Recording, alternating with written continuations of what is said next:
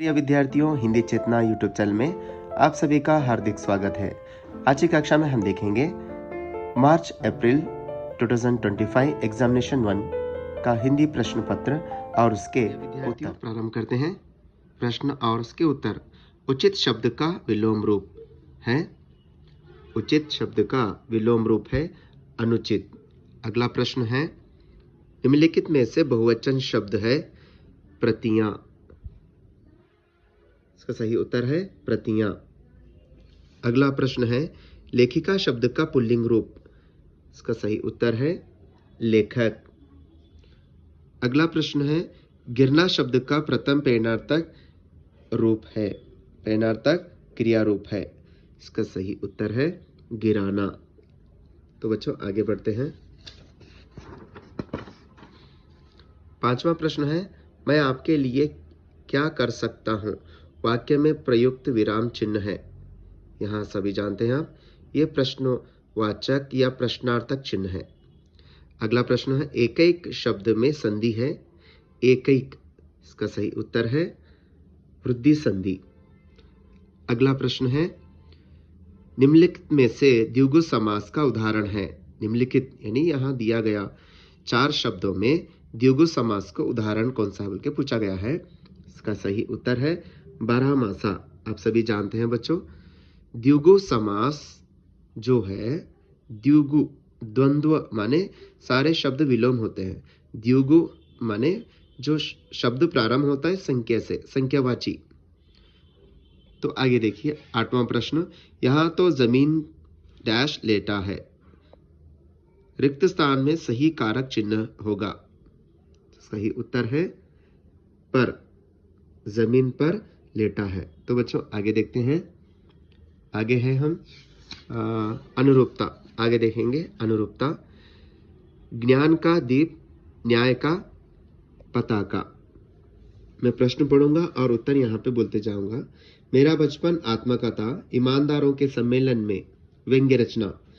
धंधे की चिंता थी रोबोजीत को, साधुराम की चिंता थी रोबोनिल को। मेजर कुमार, रज्जू नेता, अंगु दोरजी। तो बच्चों बहुत इन बिटवीन यानी मध्य से पूछा गया प्रश्न है ये, याद रख लीजिए। मेजर कुमार, रज्जू नेता, अंगु दोरजी। अंग दोरजी। तो बच्चों आगे बढ़ते हैं। एक वाक्य के प्रश्न। लेखक प्रेमचंद जी को क्या नजर आया। लेखक प्रेमचंद जी को रंगदार गुलाबी सेब सजे हुए नजर आए। अगला प्रश्न है, लेखक पहनने के कपड़े कहां दबाकर सोए। लेखक पहनने के कपड़े सिरहाने दबाकर सोए। यशोदा किसकी कसम खाती है। समय किसका दिया हुआ अनुपम धन है। समय ईश का दिया हुआ अनुपम धन है। तो बच्चों यहां 15वां प्रश्न, समय किसका दिया हुआ अनुपम धन है। समय ईश यानी ईश्वर का दिया हुआ अनुपम धन है। यशोदा किसकी कसम खाती है। तो देखेंगे अगला उत्तर देखते हैं। यशोदा गोधन की कसम खाती है। तो बच्चों आगे बढ़ते हैं 2-3 वाक्यों में। कश्मीरी से पाठ से क्या सीख मिलती है। तो बच्चों उत्तर इस प्रकार है। कश्मीरी से पाठ से यहाँ सीख मिलती है कि अगर हम खरीदारी करते समय सावधानी नहीं बरते तो धोखा खाने की संभावना हो सकती है। इसलिए खरीदारी करते समय सावधान रहना जरूरी है। तो बच्चों याद रखिए, जो आप आंसर लिख रहे हैं बुकलेट में, एग्जामिनेशन में, याद रखिए ऐसे ही प्रारंभ करना यहाँ से, और जो अंत में अगर यहाँ पे समाप्त होता है, कंप्लीट होता है, नहीं तो यहाँ पे कंप्लीट करना है। ऐसे ही लिखना है। और बॉर्डर में यानी यहाँ पे आपको स्पेस देना इतना। इसी प्रकार यही आप स्टाइल से ही लिखना है आपको। अगला प्रश्न है, रोबोनिल सक्सेना के घर में क्या क्या काम करता था। रोबोनिल सक्सेना के घर में सुबह नाश्ता का बनाना, मेहमानों के स्वागत में द्वार खोलना, घर के बच्चों को कहानियां सुनाना और नाती पोतों के होमवर्क में उनकी मदद करना। वर्ड प्रोसेसर पर धीरज सक्सेना का काम संभालता और परिवार के पालतू कुत्ते शेरों को भी रोज शाम को घुमाने ले जाता था। तो इस प्रकार रूबेन सक्सेना घर में ये सभी काम किया करता था। अगला प्रश्न है, मछली ने मकान बनाने के बारे में क्या सुझाव दिया? मछली ने, आप सभी जानते हैं ये प्रश्न दुनिया में पहला मकान पाठ से है। मछली ने मकान बनाने के बारे में यहाँ सुझाव दिया कि पहले तुम मेरी पीठ की पट्टियां ध्यान से देख लो, फिर पेड़ से बहुत सी पत्तियां तोड़ लो, फिर उन पत्तियों को छप्पर पर इस तरह जमा लो जैसे मेरी पीठ पर पट्टियां हैं। तो बच्चों अगला प्रश्न है, कवि के अनुसार समय का सदुपयोग कैसे करना चाहिए? कवि के अनुसार समय का 20वां प्रश्न है, बचेंद्र पाल की शिक्षा के बारे में लिखिए बोलकर पूछा गया है। बचेंद्र पाल को बचपन में रोज 5 किलोमीटर पैदल चलकर स्कूल जाना पड़ता था। आगे चलकर पर्वतारोहण प्रशिक्षण के दौरान उनका यहाँ कठोर परिश्रम बहुत काम आया। उन्होंने सिलाई का काम सीख लिया और सिलाई का काम करके पढ़ाई का खर्च जुटाने लगी। इस तरह उन्होंने संस्कृत में MA और B.Ed तक की शिक्षा प्राप्त कर ली। तो बच्चों यहाँ बचेंद्र पाल की शिक्षा यानी एजुकेशन के बारे में जानकारी है। अगला प्रश्न है, कवि के अनुसार समय का सदुपयोग कैसे करना चाहिए बोलकर प्रश्न पूछा गया है। प्रश्न संख्या 21 अनमोल है, उसका महत्व धन से भी ज्यादा है। समय अधिक महत्वपूर्ण तथा उपयोगी है, वह ईश का दिया हुआ अनुपम धन है। संसार का कोई भी द्रव्य इसकी समता नहीं कर सकता। जो व्यक्ति समय को सच्चा साथी बनाएगा वह अपने काम में सफल होगा। इसलिए हमें आलस्य को त्याग कर समय को अनुपम धन मानकर समय नष्ट न करते हुए अपना काम समय पर करे तो समय का सदुपयोग संभव है। अगला प्रश्न है, कृष्ण अपनी माता यशोदा के प्रति क्यों नाराज है? कृष्ण अपनी माता यशोदा के प्रति इसलिए नाराज है क्योंकि वहां यशोदा ने सिर्फ कृष्ण को ही मारना सीखा है, पर यशोदा बलराम को कभी नहीं डांटती। बाद में यशोदा ने गोधन की कसम खाते हुए कृष्ण के क्रोध को शांत करती है। तो बच्चों अगला प्रश्न है, शनि एक सुंदर ग्रह कैसे? शनि एक सुंदर ग्रह है, इसके चारों ओर वलय गोल दिखाई देते हैं। प्रकृति ने इस ग्रह के गले में सुंदर हार डाल दिए हैं। शनि के यहाँ वलय अन्य ग्रहों के वलयों से ज्यादा विस्तृत है। शनि के इन्हीं कंकणों या वलयों के कारण शनि सुंदर व मनोहर ग्रह तथा शनि सौरमंडल का सर्वाधिक सुंदर और महत्वपूर्ण ग्रह है। ये प्रश्न बहुत ही इंपॉर्टेंट है, देखो बच्चों, परीक्षा में आने के चांसेस है, तो इसलिए आपको इस प्रकार पढ़ के रख लेंगे तो बहुत इजी होगा। तो बच्चों अगला प्रश्न है, सत्य की शक्ति के बारे में महात्मा गांधी जी का कथन क्या है? सत्य की शक्ति के बारे में महात्मा गांधी जी का यहाँ कथन है, सत्य एक विशाल वृक्ष है, इसका जितना आदर किया जाता है उतने ही फल उसमें लगते हैं, उनका अंत कभी नहीं होता। इसलिए हमें हर समय सत्य बोलने और पालन करने का अभ्यास करना चाहिए। तो बच्चों आगे देखते हैं, प्रश्न संख्या 25, अब्दुल कलाम जी का बचपन बहुत ही निश्चिंतता और सादगी में बीता, कैसे स्पष्ट कीजिए बोलकर प्रश्न है। तो आइए देखते हैं, अब्दुल कलाम जी के पिता जैनुलाब्दीन जी एक आडंबरहीन व्यक्ति थे। वे अनावश्यक एवं ऐशो आराम वाली चीजों से दूर रहते थे, परंतु घर में आवश्यक चीजें समुचित मात्रा में सुलभता से उपलब्ध थी। इसलिए अब्दुल कलाम जी का बचपन बहुत ही निश्चिंतता और सादगी में बीता। तो बच्चों इस प्रकार आप थोड़ा बहुत विवरण देके लिखते हैं तो ये आंसर कंप्लीट होता है। तो 3 अंक के लिए पूरा लिखना आवश्यक है। तो बच्चों अगला प्रश्न है, लेखिका ने गिल्लू के प्राण कैसे बचाए बताइए। आप सभी जानते हैं लेखिका यानी गिल्लू पाठ से, पाठ संख्या 3, लेखिका महादी वर्मा।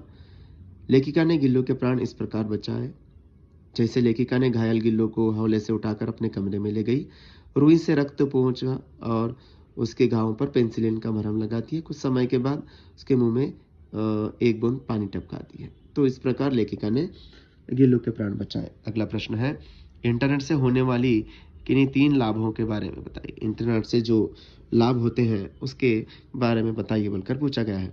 इंटरनेट एक सचमुच वरदान है। इंटरनेट के अनेक लाभ हैं। इंटरनेट द्वारा घर बैठे बैठे खरीदारी कर सकते हैं, कोई भी बिल भर सकते हैं, इससे दुकान जाने और घंटों तक लाइन में खड़े रहने का समय बचता है। इस प्रकार 3 एक उदाहरण लिखते हैं तो आप कंप्लीट होता आंसर। तो अगला प्रश्न है, राजकिशोर के परोपकारी गुणों का परिचय दीजिए।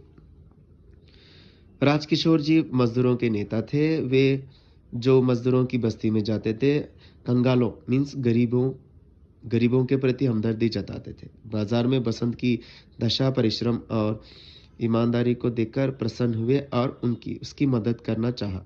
बसंत को मोटर दुर्घटना में घायल होने के बाद डॉक्टर को बुलाकर उसका उपचार भी करवाया, इलाज करवाया, जिसके कारण बुलाकर डॉक्टर को उसका इलाज करवाया, इलाज का सारा खर्च भी उठाया और दोनों भाइयों को सांत्वना, हिम्मत दिया। इन सभी कारणों से कह सकते हैं कि हम राजकिशोर एक परोपकारी और परोपकारी गुण वाले व्यक्ति थे। तो बच्चों अगला प्रश्न है 29वां, बाल शक्ति के बालक गांव को आदर्श गांव कैसे बनाते हैं। बाल शक्ति, पाठ का नाम ही है बाल शक्ति। तो बाल शक्ति में जो पात्र थे सभी बच्चे गांव को एक आदर्श गांव कैसे बनाते हैं बोलकर प्रश्न पूछा गया। तो बच्चों बाल शक्ति के बालकों ने पहले उन बच्चों पर ध्यान दिया जो नियमित रूप से स्कूल नहीं जाते और पढ़ाई से जी चुराते हैं। फिर वे गांव की गंदगी को दूर करने के लिए और स्कूल के पर्यावरण को स्वच्छ रखने के लिए रोज 1 घंटा मेहनत करते हैं। उसके साथ पेड़ पौधे लगाते हैं और कूड़ा डालने के लिए एक निश्चित जगह बनाते हैं। तो बच्चों इस प्रकार आप आंसर याद करेंगे, ऐसा लिखेंगे तो आपको पूरे अंक आएंगे। तो बच्चों अगला प्रश्न है 30वां प्रश्न है, कवि ने मातृभूमि के प्रकृति सौंदर्य का वर्णन कैसे किया है। कवि ने मातृभूमि के प्रकृति सौंदर्य का वर्णन कुछ इस प्रकार किया है। भारत माता अमरों की जननी है, उसके उर माने हृदय, गांधी, बुद्ध और राम जैसे व्यक्ति, महान व्यक्तियों अमर हुए हैं, सोए हुए हैं। भारत के खेत हरे भरे, ये सभी आप लिखते हैं तो आपको पूरे 3 अंक मिलेंगे। तो आंसर लिखते समय, उत्तर लिखते समय ध्यान रखना है आपको पाठ और प्रश्न, ये सभी, और उसके साथ पूर्ण विराम जो अंत में देना है आपको, ये सभी ध्यान रखेंगे तो आपको पूरे अंक मिलेंगे। अगला प्रश्न है, दिनकर जी ने आधुनिक मानव की भौतिक साधना का वर्णन कैसे किया है। दिनकर जी ने आधुनिक मानव की भौतिक साधना का वर्णन इस प्रकार किया है। मानव ने प्रकृति के हर तत्व पर विजय प्राप्त की है। आधुनिक मानव के करों में वारी, विद्युत और भाप बंधे हैं। उसके हुक्म पर पवन का ताप चढ़ता और उतरता है। वहाँ सरित, गिरी और सिंधु को एक समान लांग सकते, ये सभी लिखेंगे तो आपको पूरे 3 अंक मिलेंगे। तो बच्चों आप आंसर लिखते समय याद रखिए जो प्रारंभ कहाँ से करना है, अंत कहाँ पे करना है। स्टार्टिंग और एंडिंग पॉइंट को आप एक एरिया बनाकर तो आप आंसर लिखेंगे तो सही तरह से आपका प्रेजेंटेशन होगा। तो आंसर लिखते समय इसी प्रकार आपके बुकलेट में, यानी परीक्षा में बुकलेट में इसी प्रकार आपको हैंडराइटिंग भी लिखना है और प्रश्न संख्या भी इसी प्रकार आपको लिखते चलना है। तो बच्चों अगला प्रश्न है, भावार्थ है, मुखिया मकसद चाहिए खान पान को एक। तो बच्चों भावार्थ लिखते समय याद रखिए पहले आपको प्रारंभ करना है। प्रस्तुत इन पंक्तियों को तुलसी के दोहे से लिया गया है और इस कविता के कवि तुलसीदास जी। इस प्रकार जो भी भावार्थ है उसका आपको भावार्थ लिखना है जो मैंने लिखा है यहाँ पे।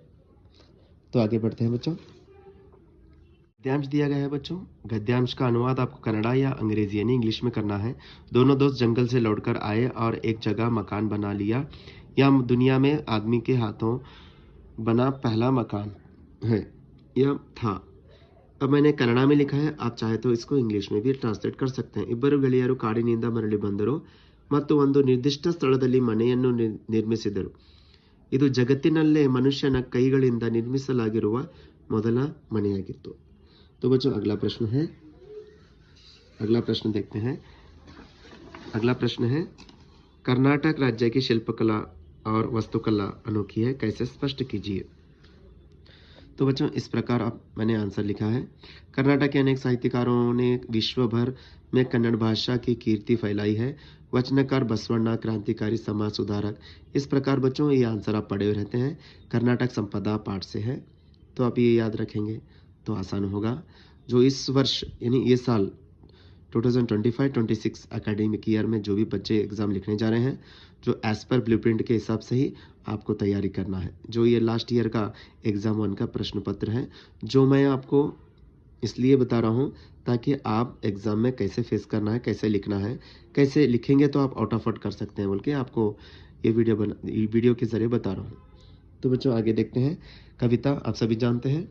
प्रश्न संख्या 35, असफलता एक चुनौती है, इसे स्वीकार करो, क्या कमी रह गई देखो और सुधार करो।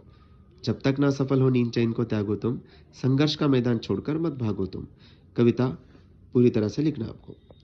तो बच्चों आगे देखते हैं। आगे जो पैसेज है, पैसेज जो आंसर आप जानते हैं वहीं पे प्रश्न दिया रहता है, आपको वहीं पे ढूंढकर लिखना है। तो बच्चों आगे है निबंध लेखन, खेलों का महत्व, इंटरनेट एक वरदान, नागरिक के कर्तव्य। तो बच्चों यहाँ पे मैंने लिखा है इंटरनेट एक वरदान। तो इसी प्रकार आपको निबंध लेखन लिखना है। तो लिखेंगे तो आप पूरे 4 अंक प्राप्त कर पाएंगे। तो आपको निबंध लेखन लिखते समय याद रखना है जो आधार बिंदु दिए गए यहाँ पे, जैसे प्रस्तावना है, खेल के प्रकार, खेलने से होने वाले लाभ, उपसंहार। जैसे इंटरनेट प्रस्तावना, इंटरनेट का अर्थ, इंटरनेट से लाभ, उपसंहार। इसी प्रकार आप पॉइंट वाइज लिखते जाना है आपको। प्रस्तावना है, इंटरनेट का अर्थ है, इंटरनेट से लाभ है, जैसे कि यहाँ पे उपसंहार। तो बच्चों आगे देखते हैं। जो अंत में जो आपको आएगा प्रश्न संख्या 38 यानी 38, पत्र लेखन। पत्र लेखन में देखिए यहाँ पे 2 पत्र रहेंगे। लिखते समय याद रखिए बच्चों, प्रेषक, सेवा में, विषय, महोदय और आपका आज्ञाकारी छात्र या छात्रा। तो बच्चों इस प्रकार लिखेंगे तो आप परीक्षा में पूरे अंक पाएंगे, यानी आउट ऑफ आउट कर पाएंगे। लिखते समय याद रखिए जो आपकी लिखावट है बहुत सुंदर रहना है। तो लिखावट के माध्यम से आप अच्छे अंक प्राप्त कर पाएंगे। तो बच्चों आज की कक्षा यहीं समाप्त करता हूँ। इस वीडियो का मुख्य उद्देश्य यानी एम ये था कि आप एग्ज़ाम में अच्छे अंक प्राप्त करें और आउट ऑफ आउट करें। तो बच्चों ये कक्षा यहीं समाप्त करता हूँ। धन्यवाद।